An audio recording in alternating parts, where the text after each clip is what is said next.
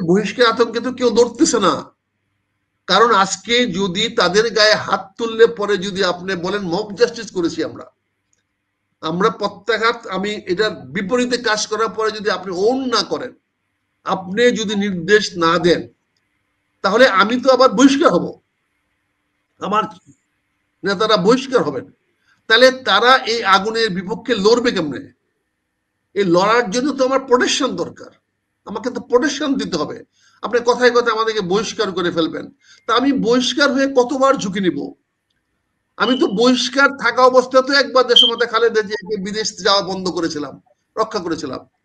আমি তো বহিষ্কার থেকেও যখন মান্নান ভূঁইয়ারা দলকে সংস্কার করতে গিয়েছিল, যখন এই সমস্ত নেতারা, অনেক নেতারা যখন আপনাদের বিএনপির বিরুদ্ধে অন্য দল করতে গিয়েছিল, এই যে মেজর হাফিজ দল করতে গিয়েছিল, আপনি আমাকে বহিষ্কার করেছেন আর মেজর হাফিজকে স্থায়ী কমিটির সদস্য বানিয়েছেন।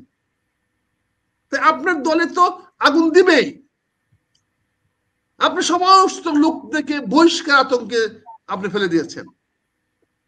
আমি সেদিন মেজর হাফিজের হাত থেকে বিএনপিকে রক্ষা করি নাই, আমি সেদিন সাইফুর রহমানের হাত থেকে বিএনপি রক্ষা করি নাই, দেশমাতা খালেদা জিয়াকে বিদেশে যাওয়ার থেকে ব্রিগেডিয়ার বাড়ির সঙ্গে কি আমি ঝগড়া করি নাই, বাহাস করি নাই? সেদিন কি আমার জীবন ঝুঁকির মধ্যে ছিল না? সেদিন তো দেশমাতাকে বলছিলাম, উনি বলছিলেন তোমাকে যদি এগুলো করো তোমাকে তো মেরে ফেলবে। আমি দেশমাতা খালেদা জিয়াকে বলেছিলাম, উনি বেঁচে আছেন জিজ্ঞাসা করেন, আমি বলেছিলাম ম্যাডাম আমি আর্মি টার্মির এগুলার তোয়াক্কা করি না, আমি কাউকে ভয় পাই চলি না, আমি শুধু ভয় পাই আপনার বহিষ্কারকে। আপনি আবার আমাকে কবে বহিষ্কার করবেন সেই ভয়ে থাকি।